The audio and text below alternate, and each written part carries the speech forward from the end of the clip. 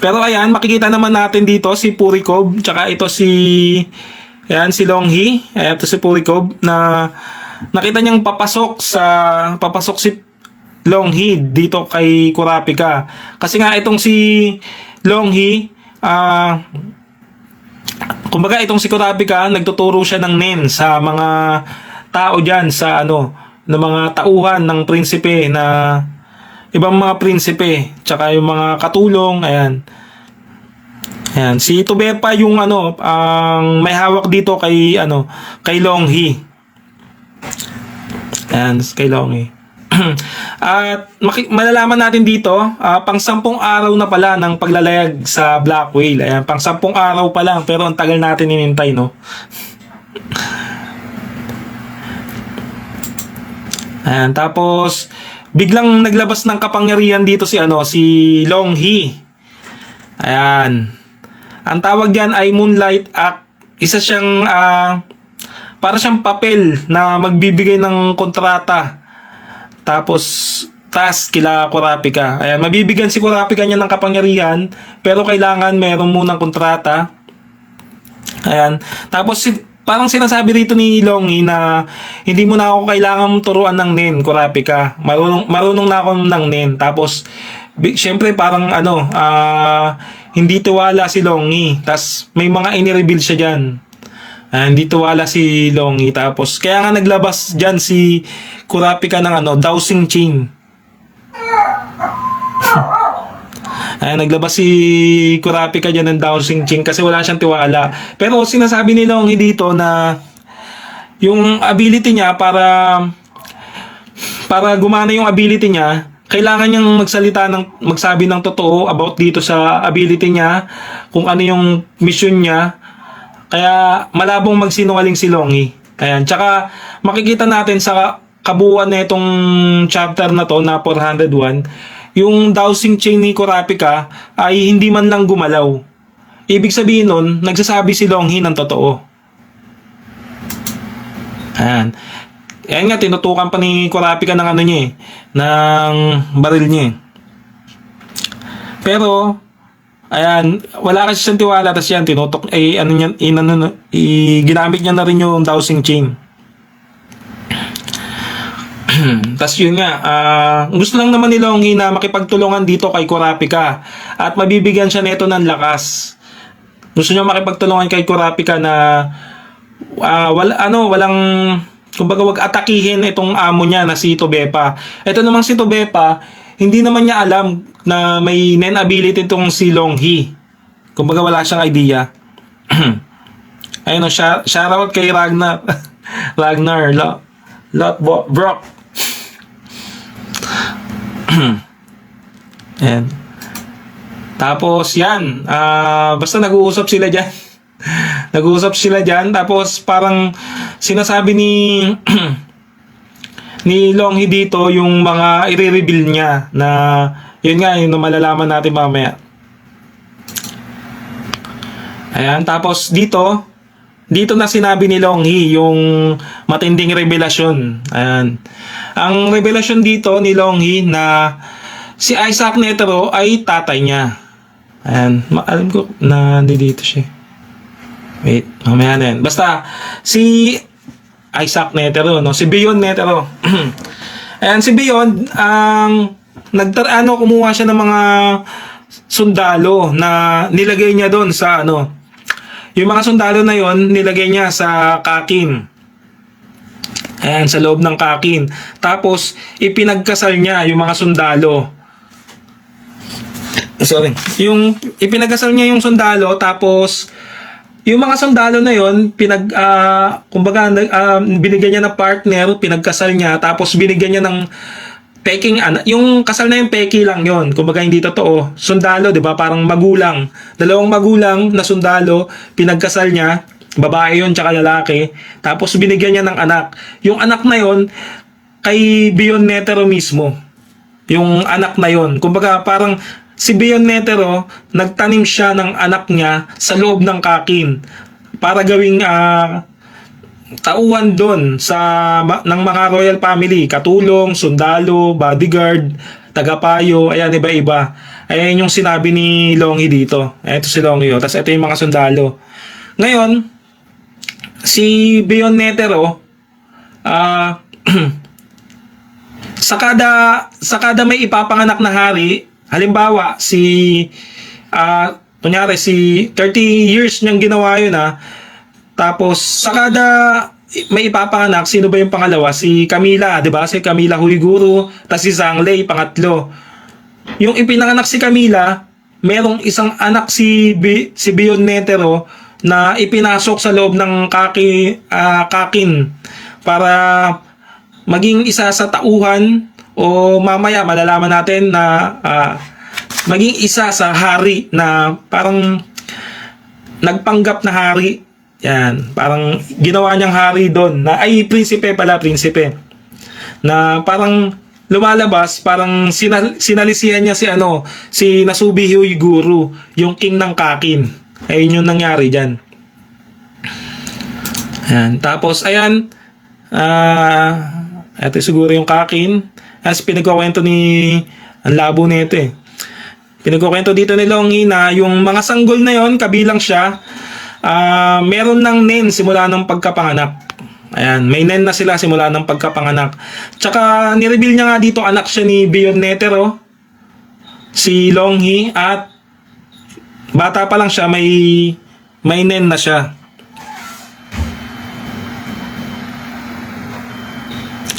Sabi ni Isaac Digiwa, ibig sabihin pala may planong i-take over ni Bion ang Kakin para sa pansariling interes. Yes, ayun nga yung lumalabas. Pero sa tingin ko may mas malalim na intention si Bion Netero.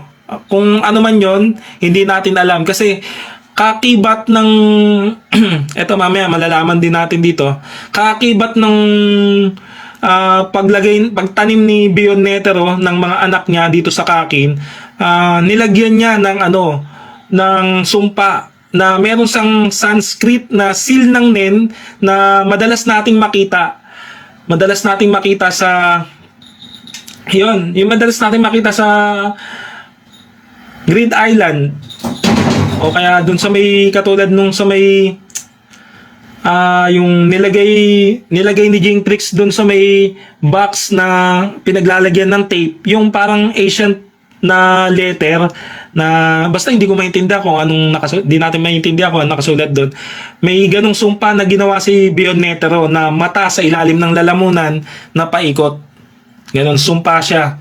Tapos may parang ang labo kasi ng pan-translation na ginawa dito eh. May parang initiation na ginawa sa mga batang anak ni Bion Netero, kaya nagkaroon siya sila ng mga ng nen. Ayan. Para sa mga hindi nakakaalam kung ano yung nen initiation na yon na sinasabi ko, balikan natin yung yung sa ang tawag dito, sa Heaven's Arena. 'Di ba, yung kung matatandaan nyo, yung bago makapunta si Lagon tsaka si Lucky Lua doon sa may Heaven's Arena, hindi pa sila nakakagamit ng nen, 'di ba? Parang ang initiation doon, puwersahang kang puwersahang papalabasin yung nen mo. Ayun yung nangyari sa tatlong nakalaban doon ni Lagon tsaka nila Kilua. Di ko alam kung ano mga pangalan. Yung isa si Sadaso. Basta 'di ba, kung makikita nyo naman si Sadaso, yung isa na parang humahawak ng yung parang putol yung kamay, yung humawak kay Sushi, nag-kidnap kay Sushi. Tapos yung isang si Sadaso ba yung yung hindi makalakad, yung naka-wheelchair. Tapos yung isa yung parang putol yung paa, yung parang turumpo. Ayun yung mga nakaranas ng initiation ng nen dati. Ayan. Ayun yung parang binabanggit dito na initiation pero ayun yung parang pinakapaliwanag ko na parang pagkakaintindi ko sa initiation. Ayun, puwersahang pinapalabas doon yung nen. Tapos sila sa Daso kasi umapaw kasi yung delikado yun yung papalabasin mo yung nen. Siyempre aapaw yung aura mo doon. Sa puntong kapag hindi mo na-control yung aura na yun, yun yung katulad kila sa Daso, naputol yung kamay nila, yung paa nila. Kaya pala sila may parang kapansanan dahil pala doon sa nen initiation na yun. Ayun. Sana nakakasabay. Pero ayun yung kwento nung initiation na yun. May parang kinuwento rito kasi basta doon pa lang ako sa fans translation pwedeng mabago yung mga pahayag doon. Yun, maano natin. Pero, dinagdag ko lang yung about doon sa initiation. Pero, hindi yun mismo kasama dito yung kay Sadaso. Ayan, kila Sadaso. Yung mga pinagagawa nila sa Heaven's Arena. Ayan, tapos, ayan, para maniwala daw si Kurapika, yung, kasi binigyan silang sumpa eh. Ayan yung sinasabi ko. Kung mapapansin mo, nakasulat na sa nen yan. Kumbaga parang katulad siya ng mga yung ginawa ni Wing sa tali ni Gontrix. Kumbaga parang ganun parang yun may parang sumpa nga na ginawa si rito sa mga anak niya. Tapos yan may mata sa ilalim. Yung nakita dito sa mga lalamunan ng mga anak ni Bion Netero. Sinabi rito ni Longhi, may 10 mahihinang sumpa at may 10 malalakas na sumpa. Isa si Longhi sa 10 malalakas na sumpa. Tapos daw yan kumbaga ang bawat isa sa kanila designated patayin yung prinsipe na yun. Kumbaga parang ayun yung parang pinakatas nila, patayin yung bawat prinsipe. Pero etong si determinado si Longhi na ang papatayin niya yung prinsipe na kapatid niya. Ayun yung nakapasok sa Kakin Prince. Yan. Tapos yun, ang plano nito ni Longhi nga, tapos ang seal na sumpa na ito, may may kaakibat na post-mortem din. Ayan, parang hindi ko masyado magets pero siguro parang benefits yung post-mortem na ito. Benefits to para kay Bion Netero. Ayan. Kasi feeling ko parang pinaghahandaan niya yung Dark Continent eh. Tsaka yung bodyguard, teka lang, basa lang ako ng comment dito. Tsaka yung bodyguard na sinakal ni Hanzo, paano kaya yung kung anak din yun ni Bion, di ba? Pag namatay yung anak ni Bion, may tsaka mag-unlock yung sumpa pag yung pagkakaintindi ko. Parang ganun nga eh. Kasi may kakibit nga na post-mortem.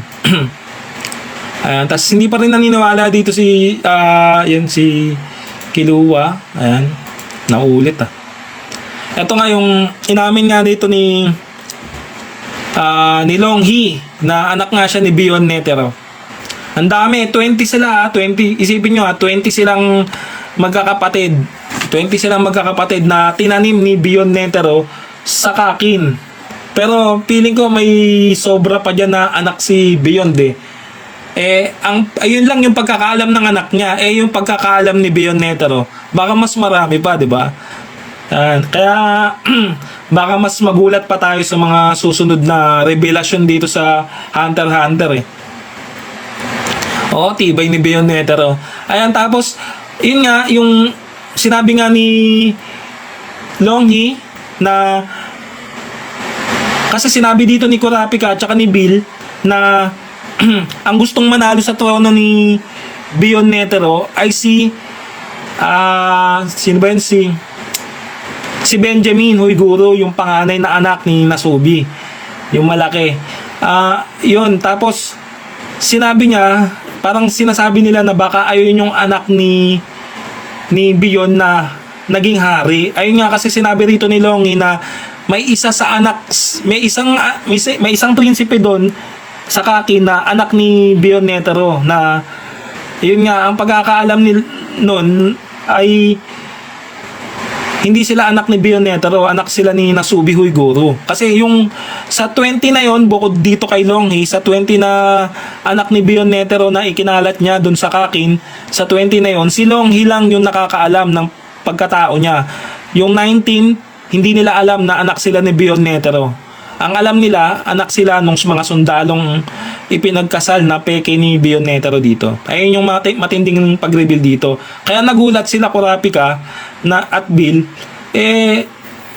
baka si Benjamin daw yung anak ni Bion Netero. Ngayon sinabi ni Longhi, nakakasigurado siya na hindi si Benjamin Huyguro yung anak ni Bion Netero. Ayan. Tapos, tsaka, pinaliwanag pa ni Oito na hindi mo talaga kailangan maging anak ni Nasubi Huyguro. Kumbaga, hindi mo kailangan maging anak na galing sa kanya. Kumbaga, galing sa dugo niya.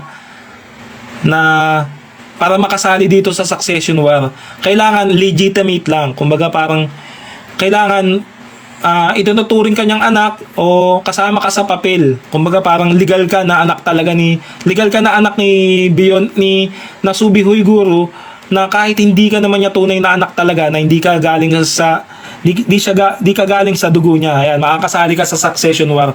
Kaya ayun siguro yung nakitang loophole nakita talaga na butas ni Bion Netero. Kaya siguro nagtanim siya ng isang anak niya na naging prinsipe. Kaya may nakalusot. Kumbaga parang, pero ang malupit dito, 30 years mahigit na pinlano ng maigito ni Bion Netero. Ayan, lakas ng bloodline eh. Tsaka, kung mapapansin nyo sa unang appearance ni Bion Netero, kasama niya yung mga henchman niya, yung mga amuyong niya doon, at pati si Pariston, kung napapansin nyo, sa chapter 340 ba yun? Si Bion Netero, may kasama kaagad na tag-isang 2 above kaagad yung kasama ni Netero. Ayan, kaya kumbaga parang sa first appearance pa lang, parang pinaalam na kaagad sa atin na ito nga si Bion Netero, womanizer nga to. Ayan. Sino mga asawa? Madaming kasi yun nga yung sa first appearance, may 2 o 3 babae nga eh. 3 wives, parang si Koy na bugay na Koy lang. Ayan, tapos kaya pala may ganung mga foreshadowing si Bion Netero na may mga babae siya sa unang appearance. Yung pala yung sagot na nagparami siya ng anak, at yun, sa bawat prinsipe meron siyang batang itinatanim. Kaya umabot ng 20 yung anak niya, na sa pagkakaalam ni Longhi 20 lang. At yun yung hindi ko lang maano dito kung sino yung anak ni Benjamin ni Bion sa timeline na ni Oito. Yung anak nito ni Oito, si Wubel yan. Maraming nagsasabi si Wubel daw yung anak ni Bion Netero. Ayan, pero tingnan natin kasi di naman siguro madaling i-judge kagad na anak kagad ni Bion Netero, yung parang hirap eh. 100 wives, what a life. Ayan, tapos next na. Tapos ayan nga, yung pinaliwanag nga dito ni Oito na hindi mo kailangan maging laman at dugo ni Nasubi para makasali sa succession war. Ayan, pero ang isang patunay na hindi mo kasi may anak si Nasubi na galing sa laman niya eh. Kung kilala niyo si Morena Prudo, anak niya yon, kaso yung asawa niya mistress. Kaya hindi niya, kumbaga parang hindi siya legal na wives. Mistress yung nanay ni Morena Prudo, kaya hindi siya nakasali sa succession war. Pero mataas yung posisyon ni Morena Prudo sa Haley family. Yes, Mark Palomero, bago yan. Bago. Sabi ni Isaac Digia, tingin mo lang sino yung gustong makausap ni Bion na binanggit niya nung nanghihingi siya ng libro kay Kanzay. Ang tingin ko, baka isa sa mga prinsipe na anak niya, o basta. Pero may nagsasabi naman, baka tawag dito sino yung karibal ni ni Game Tricks. Ang dami ko kasi pinagbabanggit si Pariston yan. Si Pariston. Yun na, magkakapirmahan na. Pinaliwanag na dito pinaliwanag na ni Longhi yung mga tawag dito yung task tsaka yung mga papagawa ni yung mga restriction dito sa ability niya na dapat masunod ni Kurapika. Mabibigyan naman si Kurapika ng ability nito. Ayan, ipinakita niya yung kontrata kay Kurapika. Tapos yun, nakasaad dito na hindi sila mag-aatake at makikialam sa mga prinsipe at Reyna o mga sundalo ng bawat isa. Ayan, si Tobepa yung may hawak dito kay kay Longhee. Kumbaga hindi sila mag-aaway, magpapaslangan o makikialam sa isa't isa. Ayan, yung kay Prinsipe Wubel tsaka kay Prinsipe Tobepa. Tapos, automatic daw na mag-extend ng kontrata kung makakarating ang kinatawan ni Tobepa, yung mga tauhan ni Tobepa, kung makakarating sa silid ng 1014 bago mag-9 ng umaga, bago mag-9 daw ng umaga sa susunod na linggo. Kung mababali nila Kurapika ng yung may hawak kay Prinsipe Wubel, yan nga, sila Kurapika, sila Bill, kung mababali nila, ang parusa ay 1 linggong enforced setsu. Ayan, hindi sila makakagamit ng nen ability nila ng 1 linggo. Tapos ngayon nga, ang task dito ni Kurapika at Longhee ay hanapin ang anak ni Beyond bago umatras si Tobepa sa Succession War Contest o hanggang sa may matira na lamang na 2 prinsipe. Yun nga, ang task dito ni Kurapika at ni Longhee, hanapin nila yung prinsipe na anak ni Beyond Netero. Yun lang, mahanap lang nila yon. Kumbaga, pag nalaman nila yung kung sino doon yung prinsipe, tapos na yung kontrata nila. Pero si Longhee naman, bilang iba yung pakay talaga ni Longhee, hindi siya trabaho eh. Kumbaga parang paghihiganti na rin kay Beyond Netero. Determinado si Longhee na paslangin yung kapatid niyang nagpapanggap na bilang hari ng prinsipe ng Kakin. Tapos, yan. Naipaliwanag ni Longhee yung magiging usapan nila. Ayan, kung nakikita nyo, ayun. Ewan ko sino kaya ito? Tapos ganyan yung buhok. Hindi ba yan yung nasa obey disease? And tapos, ayan, pinakita si Longhee. Tapos yan, napansin ni Purikov, ayan, ito si Baby Mina, napansin ni Purikov, paglabas ni Longhee sa pintuan, doon sa loob ng kwarto ni Kurapika, kung saan siya nagtuturo, napansin niya na parang umiiyak si Longhee dito, na parang walang labanan na nangyari, pero parang walang tiwala tong si Purikov. Ayan, tapos kinancel ni Kurapika dito yung pagtuturo niya ng NEN. Ayan, tapos ayun nga, walang tiwala tong si Purikov eh. Wala na. Wait lang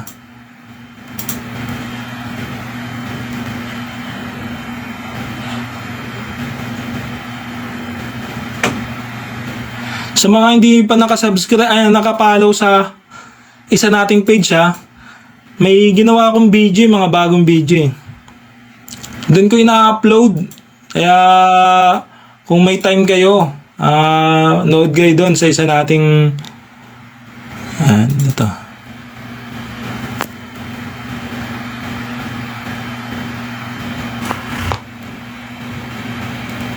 Ayan. Tapos, teka nga lang.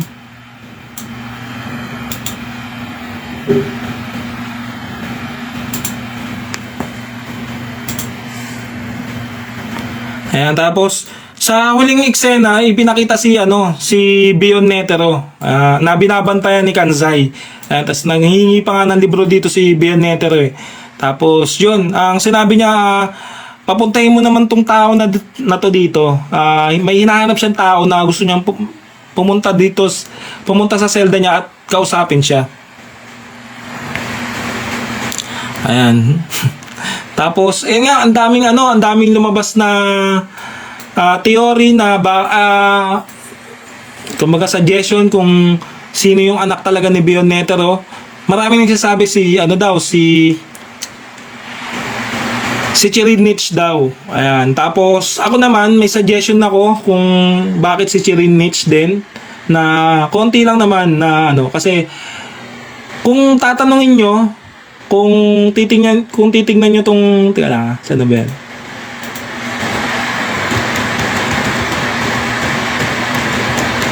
Ayan. Kung mapapansin nyo, itong nilagay na tinanim ni Bion Netero na sumpa sa mga anak niya, nasa loob ng bunganga, di ba? Tapos, kung mapapansin nyo yung nenbis ni Chirinich, di ba? Babae siya na may na parang kabayo na nilabas niya yung dila niya na may parang ulo o muka ba yun? Basta parang ulo ni Pyro, parang ganyan. Yung mga nenbis, 'di ba? Lumalabas yung kumbaga yung magiging itsura o kakalabasan ng nenbis mo, sumasalamin sa pagkatao mo. Lahat ng mga ng mga anak ni Bion Netero, may mga ganto, may marka na ganto sa loob ng bunganga nila. So baka yung kay Chirinich, may ganyan siya at sumalamin yon sa itsura ng nenbis niya. Kaya kung bakit may parang something din sa loob ng bunganga ng nenbis niya. Ayun lang naman yung yung parang pinaka-theory ko dyan na suggestion. Pero, ayan, abangan pa rin natin kung sino talaga ako. Gusto ko talagang malaman kung sino talaga ang prinsipe na anak ni Bion Netero Pero kung sasabihin nyo si Chirinich, malaki din yung posibilidad kasi sobrang overpower ni Chirinich sa mga kapatid niya Tsaka ang isa pang palatandaan pala na kung anak siya ni Bion Netero kasi bata pa lang sila, marunong na silang nakakagamit na sila ng NEN. Ayun nga yung sinasabing parang initiation ng NEN, parang ganun. Kasi bata pa lang marunong nang gumamit ng NEN yung mga anak ni Bion Netero. Ngayon, wala namang nakakaalam sa atin dito na marunong na sa NEN yung mga batang yung mga prinsipe, 'di ba? Parang bago-bago lang, parang hindi na alam kung ngayon lang na sila natuto o dati pa. Pero karamihan ngayon lang natuto. Ngayon si Chirinich parang hindi niya pa alam na marunong siyang, hindi niya pa alam yung tungkol sa NEN. So parang kung iisipin natin na alis na kagad siya sa mga possibility na pwedeng anak ni Bion Netero kasi yung mga anak ni Bion Netero sanggol pa lang marunong na sa NEN Si Chirinich hindi siya marunong sa NEN. Ngayon parang lately lang siya natuto ng NEN. Ang nagturo sa kanya si Teta. Ngayon, dahil specialist itong si Chirinich, baka hindi niya alam na kasi ganun yung mga NEN genius hindi nila alam na nakakagamit na sila ng NEN. Kumbaga parang may NEN na sila may ginagawa na sila ng kaakibat yung NEN na hindi nila alam. Kaya baka yun din ang sagot kung bakit si Chirinich ang anak ni Bion Netero. Pero yun, gaya ng sabi ko, abang-abang tayo kasi hindi pa talaga sure to. Ayan. Yun lang naman, ang lakas ng ulan, no? Yun. Sabi ko 30 minutes lang tayo, siguro lumagpas naman na tayo sa 30 minutes na live natin. Ayan, in-update ko lang yung mga hindi pa nakakahabol, hindi pa nakakaalam sa bagong labas na chapter na 401. Tsaka sa mga nagtatanong kung kailan ilalabas yung chapter 402, ayan, sa October 14. Ayan, asahan natin na may ilalabas. Pero siyempre katulad nito may naglabas na kagad ng leak October 4 pa lang or 3 ng madaling araw, parang ganun. Baka bago mag October 14 o baka October 10, ayan, magkaroon na kagad ng leak. Kumbaga leak na may isang tao sa Japan na bumili ng kasi sila yung mauuna niyan o kaya may exclusive na mga mauuna, mga basa. Hindi natin alam kung ano yung term nila doon. May mauuna makakabili niya ng mga manga dyan ng chapter 402. Baka may maglabas na naman, mag-scan sa Ayan, mag-scan, tapos i-post sa internet, ayan, maglalabasan yan. Kaya asahan natin baka October 10. Ayan, tapos magla-live ulit tayo at gagawa ulit tayo ng edited videos. Pagpasensyahan nyo na yung mga ginawa kong edited videos kung medyo mahirap yung pagkaka-edit o mahirap intindihin. Pero yun nga, kasi bumase lang tayo sa Pan's Translation. Hindi siya official na ano, pero semi-accurate naman yon kasi nagbasa-basa rin naman ako ng parang forum nila, mga ganyan. Pero yun, tingin-tingin na lang din kayo sa online, sa YouTube kung may maglalabas o sariling research na lang din kayo. Ayan, saan daw pwede magbasa? Ayan, Google mo na lang kasi maraming source na pwede naman pagbasahan eh. Yun lang naman, ayan, 12 na. Matutulog na tayo, ang init na dito, walang electric fan. Yun lang, salamat sa mga tumambay sa live natin ngayon, mga ka-hunter.